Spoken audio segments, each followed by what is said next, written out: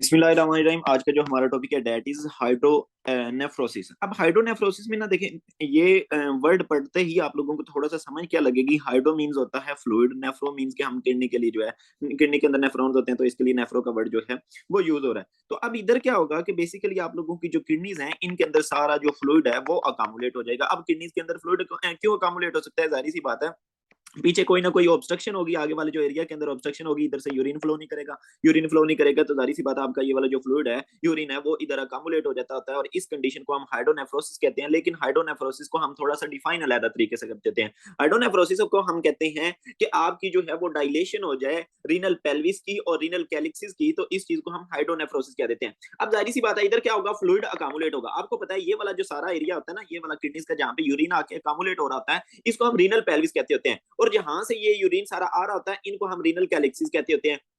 अब क्या होगा, जब आपका यूरिन सारा इधर अकामुलेट होगा, इट मींस कि आपका ये वाला जो एरिया है ये भी डिस्टेंड कर जाएगा, आपके ये वाला जो रीनल कैलिक्स है ये भी डिस्टेंड कर जाते होते हैं। तो इस तरह हम इस चीज को, ये वाली जो कंडीशन होती है, इसको हम हाइड्रोनेफ्रोसिस कह देते हैं, जिसमें आपकी डिस्टेंशन या डायलेशन हो रही होती है रीनल पेल्विस की और रीनल कैलिक्सिस की। अब आपको समझ लग चुकी है, इट मींस कि यूरिन का जो रास्ता है, आपको पता है कि किडनी से जो यूरिन है वो ब्लैडर के अंदर जाता है और देन ब्लैडर से यूरिथ्रा के थ्रू होता हुआ बाहर निकल जाता है। इट मींस कि आपके जो यूरिन का रास्ता है इसके अंदर कोई ना कोई ऑब्स्ट्रक्शन आएगी। अब वो वाली ऑब्स्ट्रक्शन किस वजह से आ सकती है? फॉर एग्जांपल आपको पता है कि मोस्ट कॉमनली अगर फॉर एग्जांपल किडनी स्टोन बन जाए, अगर किडनी स्टोन बन जाएगा, अगर वो इधर फंस जाएगा, तो जाहिर सी बात है आपका यूरिन जो है वो आगे फ्लो नहीं कर पाएगा। तो किडनी स्टोन्स की वजह से ये वाला मसल जो है वो हो सकता है। उसके बाद आपके पास होता है एक कंडीशन जिसको हम बिनाइन प्रोस्टेटिक हाइपरप्लेजिया कहते होते हैं, जिसकी इन डिटेल बात जो है वो रिप्रोडक्टिव सिस्टम के अंदर हमने की थी। लेकिन आपको पता होना चाहिए कि जो मेल होता है, मेल के यूरिथ्रा के इर्द गिर्द इस तरह करके दो ग्लैंड्स होते हैं। इन दोनों ग्लैंड्स को हम प्रोस्टेट ग्लैंड्स कहते होते हैं। और जैसे जैसे मेल बूढ़ा होता जाता है, तो उसके अंदर ये वाले जो प्रोस्टेट ग्लैंड्स हैं इनका हाइपरप्लेजिया होने के चांसेस बढ़ जाते हैं। खास तौर पे वो लोग जिनकी एज 50 साल से ज्यादा होती है, तो ये वाली जो कंडीशन होती है इसको हम बनाइन प्रोस्टेटिक हाइपरप्लेजिया कहते होते हैं। अगर फॉर एग्जांपल आप लोग ये देखें तो ये नॉर्मल प्रोस्टेट है, जबकि अगर आप लोग ये वाला प्रोस्टेट देखें तो ये वाला जो है वो काफी बड़ा सारा प्रोस्टेट हुआ पड़ा है, इनलार्ज प्रोस्टेट हुआ पड़ा है, जिसको हम बीपीएच कहते होते हैं। अगर फॉर एग्जांपल इस तरह करके आपका यूरिथ्रा है, तो इस गिर्द अगर इस तरह छोटे छोटे थे, तो जाहिर सी बात है इधर से यूरिन जो है वो इजिली फ्लो कर रहा था। लेकिन अगर आपका यूरिथ्रा इस तरह है और आपके ये वाले जो प्रोस्टेट है ये बहुत बड़े हो गए, तो ये क्या करेंगे, कंप्रेस करेंगे। कंप्रेस करेंगे तो इधर से यूरिन को फ्लो करने के अंदर मुश्किल होगी, जाहिर सी बात है यूरिन फ्लो नहीं कर पाएगा, कम्युलेट होगा और पीछे आपकी हाइड्रोनेफ्रोसिस करवा देगा, मींस के यूरिन के रास्ते के अंदर ऑब्स्ट्रक्शन करवा देगा। देन अगर फॉर एग्जांपल इधर आसपास, अगर आप, ये तो हमने बात कर ली ना, मेल्स की बात कर ली। अगर फॉर एग्जांपल मैं कहता हूं फीमेल है, तो फीमेल में इधर क्या होगी, इस सर्विक्स होगी। अगर सर्विक्स का कैंसर होता है तो वो भी क्या कर सकता है, इस यूरिथ्रा को कंप्रेस करेगा। जब इस यूरिथ्रा को कंप्रेस करेगा, इट मींस के यूरिन आगे फ्लो नहीं कर पाएगा, तो आपका यूरिन पीछे अकामुलेट होगा और इवेंचुअली क्या हो जाएगी, हाइड्रोनेफ्रोसिस हो जाती होती है। और देन क्या है कि अगर फॉर एग्जांपल आप लोगों की ये वाली जो यूरेटर है ये ही इंजर हो जाए, जिस तरह मैंने आप लोगों को बताया था कि ड्यूरिंग हिस्टेक्टमी आप लोग क्या कर सकते हो, ये यूरेटर को इंजर कर सकते हो। और इसी का यूवर्ड का एमसीक्यूज भी आया हुआ था। फॉर एग्जांपल वो आप लोगों को ना पूरी हिस्टेक्टमी की हिस्ट्री देगा और हिस्टेक्टमी के बाद कहेगा कि वो वाला जो बंदा है उसके अंदर हाइड्रोनेफ्रोसिस वाले सिम्टम्स आप लोगों को दे देगा। तो आपको पता लग जाना चाहिए कि इसके अंदर क्या हो गया है, डॉक्टर की गलती की वजह से वो वाला जो यूरेटर है उसको हमने डैमेज कर दिया। बेसिकली अगर आप लोग देखें तो ये आपकी किडनीज है, किडनी से ये यूरेटर निकल रहा है, जा रहा है, जा रहा है। अगर फॉर एग्जांपल ये आप देखते रहे तो ये हमारा यूरेटर जो है वो ब्लैडर के अंदर चला गया और ये बच्चेदानी पड़ी होती है, बच्चेदानी पड़ी है, जिसको हम यूट्रस कहते होते हैं। तो जब आप लोग यूट्रस को रिमूव कर रहे होते हो, तो ये वाली जो वेसल्स इसको सप्लाई कर रही होती हैं, इनको हम यूट्राइन वेसल्स कहते हैं। ये आप देख सकते हैं, ये वाली जो यूट्राइन वेसल्स हैं वो सप्लाई कर रही हैं यूट्रस को। जब आपने हिस्टेक्टमी करनी है तो इनको आपने लाइगेट करना होता है। तो जब आप लोग इनको लाइगेट कर रहे थे, अगर आपने साथ में इसको भी, ये वाले जो यूरिटर है इसको भी लाइगेट कर दिया, तो इसकी वजह से क्या हो सकती है, जाहिर सी बात है लाइगेट होता है मींस के इधर इनको बंद कर देना, क्लैंप कर देना। जब आप क्लैंप कर दोगे, यूरिन आगे फ्लो नहीं करेगा, तो आपको पता है जब भी ऑब्स्ट्रक्शन होगी तो पीछे क्या हो जाएगी, हाइड्रोनेफ्रोसिस हो जाएगी। तो यहाँ से कॉमनली एमसीक्यू आता है। तो से ये वाला जो कंसेप्ट है वो आपका मस्ट क्लियर होना चाहिए, ठीक है। तो आपको ये पता चल गया, तो एक ये मसला हो सकता है। देन आपको मैंने बताया था कि आपकी जो किडनीज होती हैं वो रेट्रोपेरिटोनियल ऑर्गन्स होते हैं। इट मींस कि अगर आप, और आपका ये जो यूरिटर होता है ये भी आपका रेट्रोपेरिटोनियल ऑर्गन होता है। अगर क्या हो कि फॉर एग्जांपल इधर क्या हो जाए, रेट्रोपेरिटोनियल एरिया के अंदर फाइब्रोसिस हो जाए। फाइब्रोसिस मींस के इधर फाइबर्स बहुत ज्यादा डिपॉजिट हो जाएंगे। तो अगर इधर फाइब्रोसिस बहुत ज्यादा हो जाएगी, तो उसकी वजह से क्या होगा, यूरिटर जो है वो ऊपर से कंप्रेस होगा और जाहिर सी बात है यूरिन जो है वो आगे फ्लो नहीं कर पाएगा। तो उसकी वजह से भी मसला हो सकता है। देन हमने एक कंडीशन पढ़ी थी, वेजिको यूरिटर रिफ्लक्स। वेजिको यूरिटर रिफ्लक्स के अंदर क्या हो रहा था कि आपका जो यूरिन है वो बैक फ्लो कर रहा था। वेजिको यूरेटर रिफ्लक्स मींस के आपका आपको पता है कि नॉर्मली जो यूरिन है वो ब्लैडर के अंदर होता है, लेकिन इधर से बैक फ्लो नहीं करता। लेकिन अगर किसी बंदे के अंदर आपके ब्लैडर से यूरिन जो है वो बैक फ्लो कर रहा हो, तो इसका वेजिको मींस के ब्लैडर इनटू द यूरेटर जो है वो बैक फ्लो यूरिन कर रहा है, तो इसका वेजिको यूरेटर रिफ्लक्स कहते होते थे। तो that can also lead to hydronephrosis. सारा यूरिन इधर आएगा आएगा और इवेंचुअली क्या हो जाएगी, आप लोगों के इधर के दूसरा पेल्विस और कैलिक्स जो है वो डायलेट हो जाएंगे, तो इसकी वजह से भी जो है वो हाइड्रोनेफ्रोसिस हो सकती होती है। ठीक है, तो उसकी भी वजह से मसला हो सकता है। इट मींस आपका सिंपल क्या कंसेप्ट बन चुका है कि कोई भी ऐसी चीज जो कि मेरे रीनल पेल्विस को या कैलिक्स को डायलेट करवा रही है, वो बिकॉज ऑफ ऑब्स्ट्रक्शन हो सकता है, वो बिकॉज ऑफ रिफ्लक्स हो सकता है। All these thing can lead to hydronephrosis. अब इसके अंदर एक एमसीक्यूज अभी मैं पढ़ रहा था यूवर्ड का, कि अगर फॉर एग्जांपल वो आप लोगों को हिस्ट्री देगा, वो आपको हिस्ट्री देता है कि एक बंदा है और उसका ये जो प्रोस्टेट ग्लैंड है ना, उसका कैंसर हुआ पड़ा था। ठीक है, फॉर एग्जांपल प्रोस्टेट का कैंसर हुआ पड़ा था, ये यूवर्ड का एमसीक्यूज है। प्रोस्टेट का कैंसर हुआ पड़ा था, तो आप लोग कैंसर के लिए ना रेडिएशन थेरेपी करते हो, आप लोग इधर रेडिएशन का यूज करोगे। जब आप लोग इधर रेडिएशन का यूज करोगे तो ये वाला कैंसर जो है इसके सेल्स तो मरेंगे, लेकिन इधर से जो यूरेटर गुजर रहा था ये भी डैमेज होगा। तो जब आपका यूरेटर भी डैमेज हो जाएगा, तो आपको पता है आपकी बॉडी का कोई भी एरिया जब डैमेज होता है तो वो इवेंचुअली हील करता है। तो जब ये आपका यूरेटर, सॉरी ये यूरेटर मैं गलत कह रहा हूँ, यूरिथ्रा मेरे मुंह से गलत निकल गया। यूरेटर तो आपको पता है ना ये होता है जब कि आपके ब्लैडर से आगे जो नाली निकल रही होती है उसको हम यूरेथ्रा कहते होते हैं, जिसके गिर्द जो है ये आप लोगों का प्रोस्टेट पड़ा हुआ है। खैर आपको पता चल गया कि जब आपने रेडिएशन थेरेपी कराई प्रोस्टेट की, तो उसके साथ ही पड़ा हुआ था यूरेथ्रा। ये वाला जो यूरेथ्रा है ये भी डैमेज हो सकता है बिकॉज ऑफ दोज रेडिएशन। तो ये जब आप लोगों के यूरेथ्रा के सेल्स जो है वो हील करेंगे, तो आपको पता है जब भी कोई जख्म, जब भी कोई सेल्स जो है, जब भी कोई टिश्यू हील करता है, तो उधर की जो वो सुकड़ता होता है। तो बिल्कुल इधर भी सेम प्रोसेस होगा कि आपका ये वाला जो यूरेथ्रा है ये जब हील करेगा तो ये सुकड़ेगा। जब ये सुकड़ेगा तो इसकी वजह से क्या हो जाएगा, जारी सी बात है अब आप लोगों का यूरिन इधर से आगे नहीं जा पाएगा, ये वाला जो यूरेथ्रा है वो तंग हो जाएगा। तो आपको पता है ऑब्स्ट्रक्शन होगी यूरिन के रास्ते में, that will also lead to hydronephrosis. तो आपका क्या कंसेप्ट बन चुका है सिंपल सा, कि कोई भी ऐसी चीज जो कि ऑब्स्ट्रक्शन करवा रही है, ये जो भी ऐसी चीज जो है वो डिस्टेंशन करवा रही है, तो all these things can lead to hydronephrosis. ये रेडिएशन वाला इधर नहीं लिखा हुआ, लेकिन आपका कंसेप्ट बन चुका है, वो आप लोगों ने इसको बाद में नोट डाउन कर लेना है कि रेडिएशन थेरेपी करवाई, रेडिएशन थेरेपी के बाद क्या हो सकता है, आपका जो यूरेथ्रा है वो डैमेज हो गया, उसके स्ट्रक्चर्स डेवलप कर सकते हैं, और जिसकी वजह से क्या हो जाएगा, जारी सी बात है आप लोगों का हाइड्रोनेफ्रोसिस हो जाएगा। आपको मस्ट पता होना चाहिए कि वो जो स्टिक्चर्स बनेंगे वो बिकॉज ऑफ किस वजह से बनेंगे, तो वो बिकॉज ऑफ फाइब्रोसिस बनते होते हैं। ठीक है, आप लोगों से वो बिल्कुल सीधा नहीं पूछता कि जनाब स्टिक्चर्स डेवलप कर गए, वो आपसे पूछेगा कि अगर फॉर एग्जांपल इस बंदे के अंदर जिसने रेडिएशन थेरेपी करवाई है उसके अंदर अब हाइड्रोनेफ्रोसिस हो रही है, तो वो किस वजह से हो रही है, तो वो बिकॉज ऑफ फाइब्रोसिस हो रही है। तो यहाँ का ये वाला जो यूरेटर है ये जब हील कर रहा है तो इधर फाइबर्स डिपोजिट हो रहे हैं, जिसकी वजह से आप लोगों का ये वाला जो यूरेथ्रा है वो क्या, यार मैं यूरेटर बोल जाता हूँ, यूरेथ्रा बोलना है। ठीक है, तो ये यूरेथ्रा जो है वो तंग हो जाएगा और इधर से आप आगे जो यूरिन है वो फ्लो नहीं कर पाएगा। अब दूसरी बात आ जाती है, दूसरी बात क्या आ जाती है कि अब देखिए फॉर एग्जांपल आपकी ये किडनी आ गई, उसके बाद आपकी ये जो है वो दूसरी किडनी आ गई, और इधर से भी यूरिन फ्लो करता होता है, इधर से भी यूरिन फ्लो करता होता है। मैं कहता हूं कि इधर फॉर एग्जांपल ऑब्स्ट्रक्शन हो गया, इट मींस कि ये वाली जो किडनी है इधर से यूरिन आगे फ्लो नहीं कर पाएगा। जब इधर से आगे यूरिन फ्लो नहीं कर पाएगा तो यूरिन कहां पे कम्युलेट होगा, आपका इधर किडनीज के अंदर ही कम्युलेट होगा। जब ये वाला जो यूरिन है ये किडनीज के अंदर ही अकामुलेट होता है, तो ये क्या करेगा, ये किडनी का जो टिश्यू होता है, जो वर्किंग टिश्यू होता है, उसको हम कहते हैं रीनल पैरेनकाइमा। अब देखिए एक बंदा है, आप ऐसे इमेजिन कर लें कि एक बंदा है वो बिल्कुल आजाद है, उसके हमने हाथ नहीं बांधे हुए, तो उस केस में वो जारी सी बात अपना आजाद काम करेगा। बिल्कुल ऐसे ही जो किडनी के सेल्स हैं जब वो कंप्रेस्ड नहीं है तो वो बिल्कुल आजाद अपना काम कर रहे हैं, वो अपना यूरिन को प्रोड्यूस कर रहे हैं। लेकिन अब मैं आपको पकड़ लूं, दोनों हाथ बांध दूं, आपको कंप्रेस कर दूं, दीवार के साथ लगा दूं, अब बताओ आप लोग प्रॉपर्ली मूव कर सकोगे, अपना काम कर सकोगे? सर जी हम काम नहीं कर सकेंगे। तो बिल्कुल सेम सीन इधर हो रहा है कि जब आप लोगों की किडनीज के अंदर ये वाला जो सारा यूरिन है वो कम्युलेट हो रहा है, तो आपको पता है कि किडनीज के जो फंक्शनल टिश्यू है, जो रीनल पैरेनकाइमा जिसको हम कहते होते हैं, अब वो प्रॉपर काम नहीं कर पाएगा। ठीक है, तो इट मींस कि आपकी किडनी क्या हो गई है, एक्यूट जो इंजरी, किडनी जो है वो एक्यूटली इंजर हो गई है। ठीक है, किडनी का क्या काम था, किडनी का काम था कि बॉडी से जो नाइट्रोजनस वेस्ट वगैरह होते हैं उनको रिमूव करना, लेकिन ये वाली जो किडनी है ये तो वेस्ट को रिमूव नहीं कर पा रही, बिकॉज इसके सेल्स जो है वो कंप्रेस हुए पड़े हैं। सेल्स क्यों कंप्रेस हुए पड़े हैं, बिकॉज इधर जो बहुत ज्यादा यूरिन है वो अकामुलेट हुआ पड़ा है। तो ये वाली जो सारी चीज है इसकी वजह से अब आप लोगों की किडनीज का जो नॉर्मल फंक्शन होता है, जो कि नाइट्रोजनस वेस्ट को, कैराटिनिन को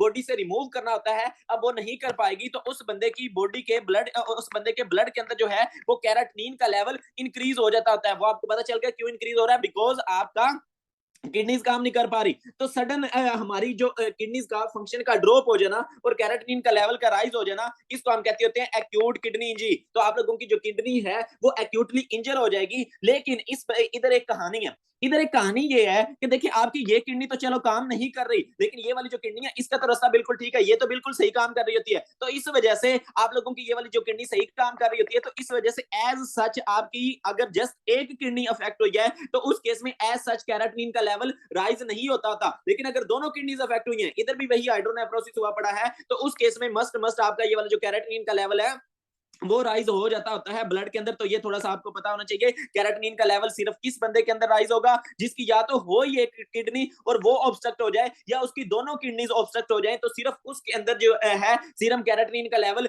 कैराटिनिन का लेवल जो है वो इंक्रीज हो जाता है, नॉर्मल होता है लेस देन 1.3 मिलीग्राम पर डेसीलीटर। इससे इंक्रीज होगा, इट मींस कि आपकी जो किडनीज है वो प्रॉपर फंक्शन नहीं कर रही, तो ये प्रॉब्लम हो रहा था। खैर आपको पता चल गया कि एक्यूटली क्या हो सकता है, आपकी एक्यूटली किडनी जो है वो इंजर हो सकती है। देन दूसरी बात, दूसरा प्रॉब्लम क्या आएगा, ये भी आपने मस्त याद रखना है, इसने इधर नहीं लिखा कि क्या कॉम्प्लिकेशन हो सकती है। देखिए आप इमेजिन करें कि जब कहीं पे पानी खड़ा रहता है तो वहां पे जो ऑर्गेनिजम्स हैं वो ग्रो करना स्टार्ट कर देते हैं, तो बिल्कुल इधर भी जब यूरिन इधर अकामुलेट हो जाएगा तो आपकी जो बैक्टीरिया है वो इधर ग्रो करना स्टार्ट कर देंगे। इट मींस के इधर क्या करवा सकते हैं, आप लोगों का यूरिनरी ट्रैक का इंफेक्शन करवा सकते हैं, आप लोगों की जो किडनीज हैं उसका इंफेक्शन करवा सकते होते हैं। अगर तो ऑब्स्ट्रक्शन इधर है तो जाहिर सी बात है सिर्फ जो है वो आपकी किडनीज का इंफेक्शन होगा, पाइलोनेफ्राइटिस होगा। अगर आपकी जो ऑब्स्ट्रक्शन है वो फॉर एग्जांपल जो एमसीक्यूज आया था वो यहां से आया हुआ था, इधर आपको पता है कि जनाब आपका ब्लैडर होगा, फॉर एग्जांपल ये ब्लैडर है, आगे यूरेथ्रा होता है, तो आपको पता है इधर आपका जनाब प्रोस्टेट होता है। तो अगर प्रोस्टेट का हाइपरप्लेजिया हुआ पड़ा, इधर ऑब्स्ट्रक्शन होगी, दोनों किडनीज अफेक्ट होंगी और सारा ये वाला जो यूरिन है वो इधर पुल कर जाएगा। जब सारा यूरिन इधर पुल कर जाएगा इट मींस के ये वाला जो सारा ट्रैक है इधर बैक्टीरिया के ग्रो करने के चांसेस बढ़ गए। इट मींस के ये सारा जो आपका यूरिनरी ट्रैक होता है, यूरिनरी ट्रैक वो ट्रैक जहां से आपका यूरिन फ्लो कर रहा होता है, तो ये वाला जो सारा ट्रैक है इसको हम यूरिनरी ट्रैक कहते थे। इट मींस के सारे ट्रैक का इंफेक्शन होने के चांसेस बढ़ गए। इट मींस आपको पता चल गया कि अगर बंदे के अंदर हाइड्रोनेफ्रोसिस हो रहा है बिकॉज ऑफ बीपीएच, तो उसके अंदर क्या हो जाएगा, यूरिनरी ट्रैक का इंफेक्शन होने के चांसेस जो है वो बढ़ गए। इट मींस आपको पता चल गया एक हमारे पास क्या प्रॉब्लम आ रही थी, एक्यूट किडनी इंजरी हो रही थी, दूसरा हमारे पास क्या हो सकता है, आपकी जनाब यूटीआई होने के जो चांसेस हैं वो बढ़ जाते होते हैं। देन तीसरा उस बंदे के अंदर आपको क्या होगा, ये वाला जो बीपीएच वाला बंदा है फॉर एग्जांपल, इसके अंदर क्या होगा, अब देखें यूरिन आगे फ्लो नहीं कर पा रहा। जब आपका यूरिन आगे फ्लो नहीं कर पा रहा तो इट मींस कि आपका जो ब्लैडर है उसके अंदर सारा यूरिन अकामुलेट होता रहेगा। जब आपका ब्लैडर के अंदर सारा यूरिन अकामुलेट होता रहेगा तो आपका ब्लैडर काफी बड़ा हो जाएगा। ऐसा ही कि नहीं है, एक बलून के अंदर मैं पानी भर दूं तो वो बड़ा ही हो जाएगा ना, यूरिन से हमारे ब्लैडर से यूरिन तो आगे नहीं जा रहा, तो यूरिन कहां पे सारा अकामुलेट हो रहा है, ब्लैडर के अंदर अकामुलेट हो रहा है, तो आपका ब्लैडर जो है वो काफी ज्यादा डिस्टेंड कर जाता होता है। ठीक है, इसके लिए वो कहता है कि एक पेशेंट मेरे पास आया, सारी हाइड्रोनेफ्रोसिस वगैरह की हिस्ट्री देगा और कहेगा कि मुझे जो सुप्रा प्यूबिक रीजन के अंदर जो है ये वाला जो ब्लैडर है वो क्या मिल रहा है, वो सुप्रा प्यूबिक फुलनेस मिल रही है। ठीक है, तो ये ब्लैडर के मतलब डिस्टेंडेड ब्लैडर के लिए वो क्या टर्म यूज कर सकता है, सुप्रा प्यूबिक फुलनेस। ठीक है, तो आपको पता है ब्लैडर सुप्रा प्यूबिक एरिया के अंदर होता है, आपकी प्यूबिक सिंपसिस से ऊपर होता है ना, तो इस वजह से इसको हम क्या कहते हैं, इसको हम सुप्रा प्यूबिक फुलनेस कहते होते हैं। तो वो ये भी टर्म जो है वो उधर एमसीक्यूज के अंदर उसने यूज की हुई है, सो यू मस्ट नो इसका क्या मतलब है। तो आप लोगों को सुप्रा प्यूबिक फुलनेस की उस बंदे के अंदर जो है वो हिस्ट्री दे सकता होता है। देन दूसरा क्या होगा, अब देखें इधर हमारा यूरिन जो है वो अकामुलेट हो रहा है, तो जाहिर सी बात है आपका ब्लैडर डिस्टेंड कर गया। देन देखिए आपकी किडनीज के अंदर भी तो यूरिन अकामुलेट हो रहा है, तो आपकी जो किडनीज है वो भी क्या कर जाएंगी, डिस्टेंड कर जाती होती हैं। तो अब आप लोग अपनी जो किडनीज हैं उनको पाल्पेट कर सकोगे। ठीक है, तो इसको हम क्या कहते होते हैं, इसको हम कहते हैं बैलेटेबल फ्लैंक मैस। ठीक है, उसने जो टर्म यूज की है दैट इज बैलेटेबल, ये आप लोगों ने लिख लेना है, बैलेटेबल फ्लैंक मैस की आपको हिस्ट्री दे सकता है। आपको पता है किडनीज कौन से रीजन के अंदर होती हैं, फ्लैंक एरिया के अंदर होती हैं। ठीक है, तो आप लोगों को ये क्या कह सकते हैं, बैलेटेबल। बैलेटेबल का क्या मतलब होता है कि कोई भी ऐसी चीज जिसको मैं अपने दोनों हाथों के दरमियान पालपेट कर सकूं उसको हम बैलेटेबल कहते होते हैं। ठीक है, तो आपको पता है नॉर्मली आप लोग किडनीज को प्रॉपर्ली पालपेट नहीं कर पाते बिकॉज किडनीज जो है वो बहुत पीछे करके होती हैं। लेकिन क्या है कि ये वाला जो बंदा है जिसकी किडनीज काफी बड़ी हो गई हैं, डिस्टेंड कर गई हैं बिकॉज ऑफ हाइड्रोनेफ्रोसिस, तो उनके अंदर आप लोगों को इनको आप पाल्पेट कर सकोगे दोनों हाथों के दरमियान। तो इस वजह से हम इसको क्या कह देते हैं, बैलेटेबल फ्लैंक मैस जो है वो कह देते हैं। तो आप लोगों को ये वाला जो बैलेटेबल फ्लैंक मैस है वो भी मिल जाता होता है। देन दूसरी बात ये, अब देखिए यूरिन सारा इधर अकामुलेट होता रहेगा और इधर के जो सेल्स है वो आप प्रॉपर फंक्शन नहीं करेंगे। तो आपने बॉडी का एक रूल याद रख लेना है कि जब भी कहीं के सेल्स फंक्शन नहीं कर रहे होते तो उन सेल्स का साइज हम इंक्रीज कर देते होते हैं। सेल्स के साइज का इंक्रीज हो जाना होगा, इसको हम एट्रोफी कहते होते हैं। इट मींस कि अब आप लोगों की जो किडनी है वो इवेंचुअली क्या कर जाएगी, एट्रोफी कर जाती होती है। ठीक है, नॉर्मली फॉर एग्जांपल आप लोग इमेजिन करें कि किडनीज के सेल इतने बड़े बड़े थे, अब क्या है कि आपके सेल्स का साइज क्या हो जाएगा, इतना छोटा सा हो जाएगा, किडनीज की क्या हो जाएगी जनाब, एट्रोफी हो जाती होती है। इट मींस कि आपका ये वाला जो हाइड्रोनेफ्रोसिस था ये क्या करवा सकता है, that can lead to atrophy of your kidney. Then क्या है कि आप लोगों का ये वाली जो सारी प्रॉब्लम हो रही है इसकी वजह से इवेंचुअली इधर के जो सेल्स हैं वो बहुत ज्यादा डैमेज होना स्टार्ट हो जाएंगे। ये यूरिन जो सारा इधर काबुलेट हुआ पड़ा है, आपको पता है ये वाले जो सेल्स हैं जब बहुत ज्यादा डैमेज हो जाएंगे इवेंचुअली क्या है कि इधर आपकी हीलिंग होगी। जब हीलिंग होती है तो फाइब्रोसिस होती है, तो इधर सारे फाइबर्स डिपॉजिट हो जाएंगे, जिसको हम क्या कहते होते हैं, जिसको हम स्कारिंग कहते होते हैं। ठीक है, तो आप लोगों की इधर क्या हो जाएगी जनाब, स्कारिंग हो जाती होती है। तो आपने याद रख लेना है, अभी तक कोई ऐसा हमारे पास टेक्निक नहीं आई कि जब किसी और ऑर्गन की फाइब्रोसिस हो जाए, हीलिंग हो जाए, स्कारिंग हो जाए, तो मैं उसका दोबारा से वो नॉर्मल सेल्स ले आऊं। तो आपको पता चल गया कि जब आपकी किडनीज की स्कारिंग हो जाएगी इट मींस कि अब इसको हम क्या कहेंगे, क्रॉनिक किडनी डिजीज। अब आपकी जनाब किडनी क्या है कि क्रॉनिकली डैमेज हो चुकी है, अब हम इसको हील नहीं कर सकते। हाँ, आप लोग AKI वाली स्टेज के ऊपर भी आप लोग इसको हील कर सकते हो, बाकी सारी स्टेजेस के ऊपर आप हील कर सकते हो, ठीक कर सकते हो। लेकिन जब CKD हो गया, क्रॉनिक किडनी डिजीज हो गया, मींस कि इसकी स्कारिंग वगैरह हो चुकी है, तो अब आप लोग इसको हील नहीं कर पाओगे। ठीक है, अब बात आ जाती है कि वो वाला जो बंदा है वो मेरे पास कैसे प्रेजेंट करेगा। बाकी ये मैंने आप लोगों को बता दिया कि एट्रोफी वगैरह हो रही है, और बाकी आपने एक्स्ट्रा चीजें जो है वो आप लोगों ने लिख लेनी है, ये सारे यू वर्ड के एक्स्ट्रा कंसेप्ट है।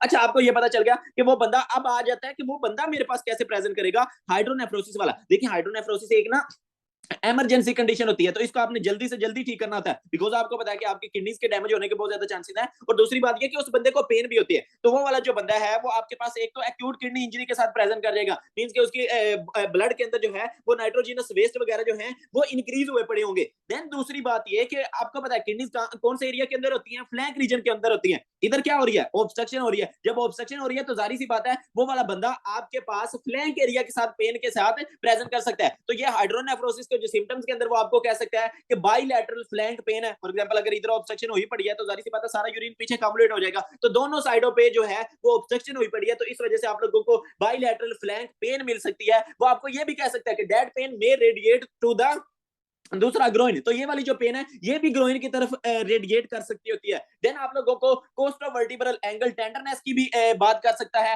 आपका मतलब ये फॉर एग्जांपल आप लोगों के वर्टिब्रास के दरमियान में और आपकी रिब्स के दरमियान में जो एंगल बन रहा होता है उसको हम कोस्टोवर्टिब्रल एंगल कहते होते हैं। वो आपको कोस्टोवर्टिब्रल एंगल टेंडरनेस कह सकता है, वो आप लोगों को लोइन एरिया के अंदर टेंडरनेस कह सकता है, वो आप लोगों को फ्लैंक एरिया के अंदर टेंडरनेस कह सकता है। सारी जो बातें हैं ये तीनों का पर्पस जो है वो एक है कि आप लोगों को ये वाला जो लोइन फ्लैंक एरिया होता है वहां पे आप लोगों को हाथ लगाने पे जनाब पेन हो रहा था। ठीक है, तो ये वाली जो सारी प्रॉब्लम्स हैं ये आप लोगों को उस बंदे के अंदर मिल जाती होती हैं। तो इसको ये वाली जो कंडीशन है इसको हम हाइड्रोनेफ्रोसिस कहते हैं। आपको क्या पता चला हाइड्रोनेफ्रोसिस के बारे में कि अगर आपके पास जो रीनल पेल्विस है या कैलिक्सिस हैं वो डायलेट हो जाए तो इसको हम हाइड्रोनेफ्रोसिस कहते हैं। ये जारी सी बात है, क्यों डायलेट करेंगे, अगर आपका यूरिन बैक फ्लो करेगा वो किसी भी वजह से या ऑब्स्ट्रक्शन की वजह से या वैसे हमारे पास क्या कहते हैं रिफ्लक्स है, तो ऑल दोस कंडीशंस के अंदर आपकी हाइड्रोनेफ्रोसिस हो सकती है। बंदा मेरे पास जो प्रेजेंट करेगा वही किडनी की पेन के साथ प्रेजेंट कर जाएगा, लाइक उसको फ्लैंक पेन होगी, वो पेन जो है वो ग्रोइन की तरफ भी रेडिएट कर सकती होती है, उसके अंदर कोस्टोवर्टिब्रल एंगल टेंडरनेस भी मिल सकता है, उसके अंदर मुझे जो है वो बैलेटेबल फ्लैंक मैस भी मिल सकता होता है। ठीक है, बाकी ये है कि इसकी कॉम्प्लिकेशंस क्या होती हैं तो वो हमें पता चल गया। एक आपकी एक्यूट किडनी इंजरी हो सकती है, एक आपका जनाब यूटीआई होने के जो चांसेस हैं वो बढ़ जाते होते हैं। दूसरा हमारे पास ये है कि इवेंचुअली जो है वो किडनीज की फाइब्रोसिस हो जाएगी, स्कारिंग, पहले एट्रोफी होगी, देन उसके बाद इवेंचुअली किडनीज की फाइब्रोसिस एंड स्कारिंग हो जाती होती है, जिसको हम सीकेडी कहते होते हैं। तो ये वाली जो सारी प्रॉब्लम्स हैं ये उसके अंदर अराइज कर सकती होती हैं। तो हमने अब बात आ जाती है ट्रीटमेंट की, जो कि मैं आप लोगों को पढ़ाता हूँ सर्जरी से। ठीक है, यहां तक होप सो एवरीथिंग आप लोगों की क्लियर होगी। अब हम बात करना चाहेंगे जनाब सर्जरी से। इसको मैं करता हूँ फर्स्ट एड को खत्म और इधर मैं लेके आता हूँ जनाब सर्जरी।